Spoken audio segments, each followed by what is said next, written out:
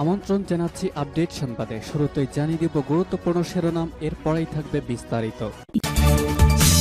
পুরোদমে Iran, Israel এবং নিরীহ ফিলিস্তিনিদের মাঝে ভয়াবহ যুদ্ধ চলছে হামলা পাল্টা হামলা। এরই মাঝে আমাদের হাতে এসে পৌঁছেছে গাজা যুদ্ধের সর্বশেষ গুরুত্বপূর্ণ সবথেকে তাজা আপডেট সংবাদ। প্রথমে জানাবো, গাজায় আরও ৮০ ফিলিস্তিনি নিহত, অনাহারে মৃত্যু ১৪ জনের। ফিলিস্তিনের অবরুদ্ধ গাজা উপত্যকায় ইসরায়েলি হামলায় একদিনে কমপক্ষে আরও ৮০ জন ফিলিস্তিনি প্রাণ হারিয়েছে। এছাড়াও ইসরায়েলের অবরোধের কারণে সৃষ্ট অনাহারে নতুন করে মারা গেছে ১৪ জন ফিলিস্তিনি বলে জানিয়েছে গাজার স্বাস্থ্য মন্ত্রণালয়। আজ আল জাজিরার এক প্রতিবেদন থেকেই তথ্য নিশ্চিত করা হয়েছে। এরপর জানাবো, অস্ট্রেলিয়ান প্রথম মুসলিম এমপির মন্তব্য, ফিলিস্তিন রাষ্ট্রকে অস্ট্রেলিয়ার স্বীকৃতি দেওয়া উচিত। অস্ট্রেলিয়ার প্রথম মুসলিম সংসদ সদস্য মন্ত্রী অ্যাড হুসিক বলেছেন, যুক্তরাজ্যের পথ অনুসরণ করে তার দেশের ফিলিস্তিন রাষ্ট্রকে স্বীকৃতি দেওয়া উচিত। তিনি এই দাবিকে একটি নৈতিক গতির অংশ হিসেবে উল্লেখ করেছেন, যা বিশ্বব্যাপী বাড়ছে। এদিকে হামাস গাজায় যুদ্ধবিরতি চায় না, ডোনাল্ড ট্রাম্পের বিস্ফোরক মন্তব্য। ফিলিস্তিনের সশস্ত্র গোষ্ঠী হামাস গাজায় যুদ্ধবিরতি চায় না বলে মন্তব্য করেছেন মার্কিন প্রেসিডেন্ট ডোনাল্ড ট্রাম্প। তিনি বলেন, কারণ তারা ভয় পাচ্ছে সব ইসরায়েলি জিম্মিকে ছেড়ে দিলে পরে তাদের পরিণতি কি হবে। আজ কাতার ভিত্তিক সংবাদ মাধ্যম আল জাজিরার এক প্রতিবেদনে ট্রাম্পের এই মন্তব্য তুলে ধরা হয়েছে।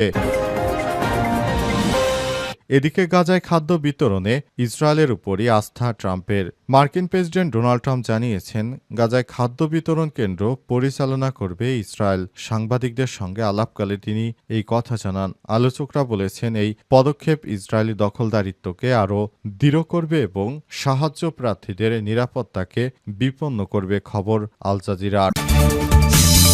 এবং সর্বশেষ জানাবো, তারেক রহমানই গণ অভ্যুত্থানের মূল নায়ক, দাবি বিএনপির নেতৃত্ববৃন্দরা দাবি করছে গণ অভ্যুত্থানের মূল নায়ক নাকি তারেক রহমান, তাই তাকেই তারা মাস্টার মাইন্ড মানছে। অথচ এখনও তারেক রহমান বিদেশ থেকেই দেশে ফিরতে পারেনি। এসব বিষয়ে বিএনপির কোনো মন্তব্য নেই। এটা অত্যন্ত দুঃখজনক ব্যাপার যে তারেক রহমান এখনও বিদেশ থেকে দেশে ফিরতে পারেনি। তিনি কিভাবে আন্দোলনের মাস্টার মাইন্ড হলেন সেটি রাজনৈতিক নেতৃত্ববৃন্দের বোধগম্য নয়। তবে বিএনপির নেতাকর্মীরা তারেক রহমানকেই আন্দোলনের মাস্টারমাইন্ড হিসেবে সারা দেশব্যাপী প্রচারণা করছে। কোনো সমন্বয়ক কিংবা গুরুত্বপূর্ণ কোনো নেতৃত্ববৃন্দ বিএনপির নেই, সুতরাং মাস্টারমাইন্ড হওয়ার কোনো প্রশ্নই আসে না। প্রিয় দর্শক, এতক্ষণ শুনছিলেন সংবাদ শিরোনাম, এবারে বিস্তারিত। তবে তার আগে বন্ধুরা, অনুরোধ থাকবে এই সংবাদটিতে একটি লাইক দিন। এই চ্যানেলে আপনি নতুন হয়ে থাকলে আমাদের সংবাদটি দেখতে দেখতে চ্যানেলটি সাবস্ক্রাইব করে রাখুন। কমেন্ট করে বন্ধুরা আপনার মূল্যবান মতামত জানিয়ে দিন আপনি বিশ্বের কোন দেশ থেকে বা বাংলাদেশের কোন স্থান থেকে আমাদের সংবাদটি দেখছেন এবং শুনছেন। আর বন্ধুরা, গাজা যুদ্ধে আপনি যদি নিরীহ ফিলিস্তিনিদের ভালোবেসে থাকেন, কমেন্টে ইয়েস লিখে বিশ্ববাসীকে জানিয়ে দিন। সংবাদটি আপনার সোশ্যাল মিডিয়া ফেসবুকে শেয়ার করে বন্ধুদেরও দেখার সুযোগ করে দিন। এবারে বিস্তারিত। গাজায় আরও ৮০ জন ফিলিস্তিনি নিহত, অনাহারে মৃত্যু ১৪ জনের। ফিলিস্তিনের অবরুদ্ধ গাজা উপত্যকায় ইসরায়েলি হামলায় একদিনে কমপক্ষে আরও ৮০ জন ফিলিস্তিনি প্রাণ হারিয়েছে। এছাড়াও ইসরায়েলের অবরোধের কারণে সৃষ্ট পরিস্থিতিতে অনাহারে নতুন করে আরও ১৪ জন ফিলিস্তিনি মারা গেছে বলে জানিয়েছে সেখানকার স্বাস্থ্য কর্তৃপক্ষ। অনাহারে মারা যাওয়া ব্যক্তিদের মধ্যে ২ জন শিশু। আজ এক প্রতিবেদনে তথ্য জানিয়েছে সংবাদ মাধ্যম আল জাজিরা। সংবাদ মাধ্যমটি বলছে, গাজা উপত্যকায় ইসরায়েলি হামলায় আরও অন্তত ৮০ জন নিহত হয়েছে। একই সঙ্গে ক্রমবর্ধমান দুর্ভিক্ষে আরও ১৪ জন ফিলিস্তিনির মৃত্যু হয়েছে, যাদের মধ্যে ২টি শিশুও রয়েছে বলে সোমবার জানিয়েছে গাজার স্বাস্থ্য মন্ত্রণালয়। ইসরায়েল গাজায় যুদ্ধ শুরুর পর অপুষ্টিজনিত কারণে এখন পর্যন্ত মৃতের সংখ্যা বেড়ে দাঁড়িয়েছে ১৪৭ জনে, যাদের মধ্যে ৮৮ জনই শিশু। সম্প্রতি গাজায় খাদ্য সংকট আরও ভয়াবহ আকার ধারণ করেছে। চলতি বছরের মার্চ মাসে ইসরায়েল পুরোপুরি অবরোধ আরোপ করে, যা মে মাসে আংশিক তুলে নেওয়া হলেও এখনও সীমিত পরিমাণে ত্রাণ ঢুকছে।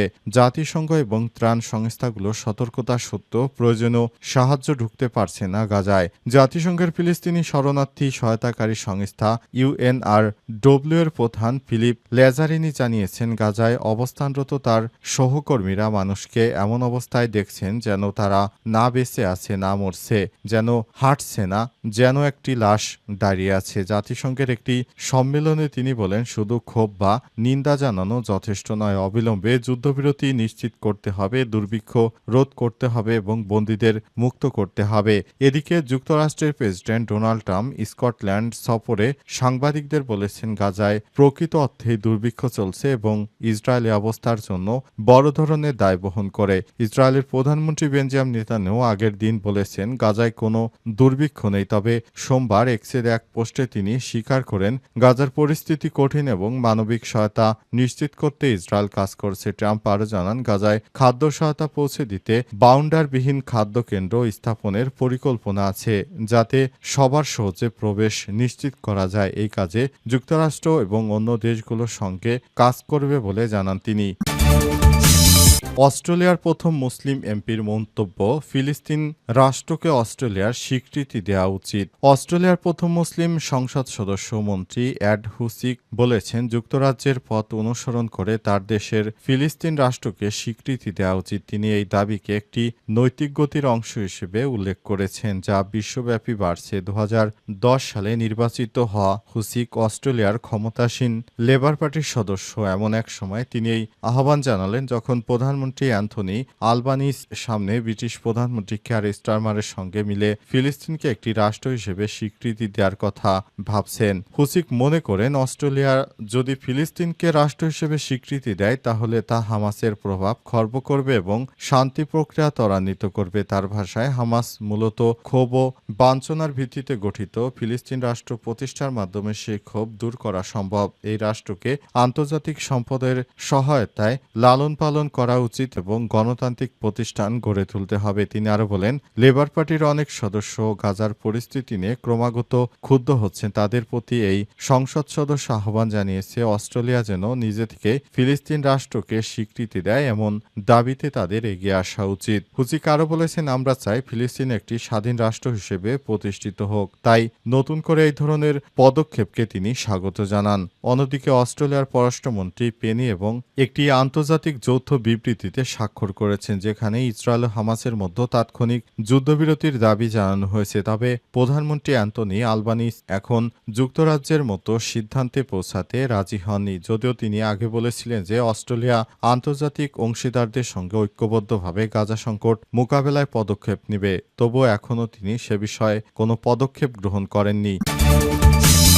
হামাস গাজায় যুদ্ধবিরতি চায় না বললেন ডোনাল্ড ট্রাম্প। ফিলিস্তিনের সশস্ত্র গোষ্ঠী হামাস গাজায় যুদ্ধবিরতি চায় না বলে মন্তব্য করেছে যুক্তরাষ্ট্রের প্রেসিডেন্ট ডোনাল্ড ট্রাম্প। তিনি বলেছেন, যদি যুদ্ধবিরতি চাইতো তাহলে আমরা যে প্রস্তাবগুলো দিয়েছি সেগুলো তারা ফিরে দিতে পারত না। আজ এক সংবাদ সম্মেলনে ডোনাল্ড ট্রাম্প এসব বিষয়ে কথা বলেছেন। তিনি আরও বলেন, আমরা যুক্তরাষ্ট্র, মধ্যস্থতাকারী কাতার এবং বিভিন্ন রাষ্ট্র মিলে গাজা যুদ্ধ অবসানের জন্য বিভিন্ন পদক্ষেপ নিয়েছি, কিন্তু হামাস বরাবরই আমাদের সেসব প্রস্তাবনাগুলো ফিরিয়ে দিয়েছে। তারা তাদের মতো করে রাষ্ট্রগুলো পরিচালনা করতে চায়, যেটা কখনোই সম্ভব নয়। এটি যুক্তরাষ্ট্র এবং ইসরায়েল হতে দেবে না, কারণ যেহেতু হামাসের হাতে ইসরায়েলের অস্তিত্ব হুমকির সম্ভাবনা রয়েছে, সুতরাং এসব বিষয়গুলো তারা কখনোই মেনে নেবে না। আর হামাসও চায় না এই যুদ্ধ অবসান হোক। যদি যুদ্ধ বন্ধ হয়ে যায় তাহলে হামাসেরও রাজনীতি বন্ধ হয়ে যাবে।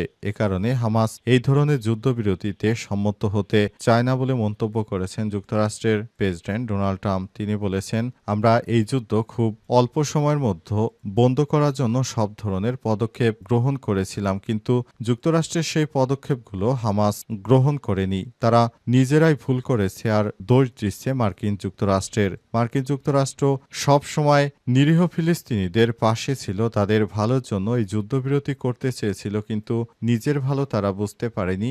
এখন যুক্তরাষ্ট্রের কি বা করার আছে বলে মন্তব্য করেছেন ডোনাল্ড ট্রাম্প।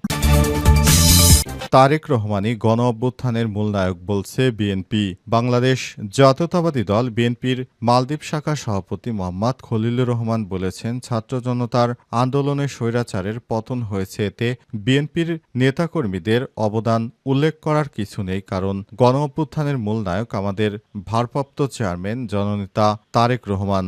ওনার বুদ্ধিদীপ্ত নির্দেশনায় গণ অভ্যুত্থান সফল হয়েছে। আগামী দিনে জননেতা তারেক রহমানই বাংলাদেশের হাল ধরবে। করবেন। এজন্য ৩১ দফা বাস্তবায়নের বিকল্প নেই। তারেক রহমানের নেতৃত্বে সুখী সমৃদ্ধ বাংলাদেশ গড়বে বিএনপি।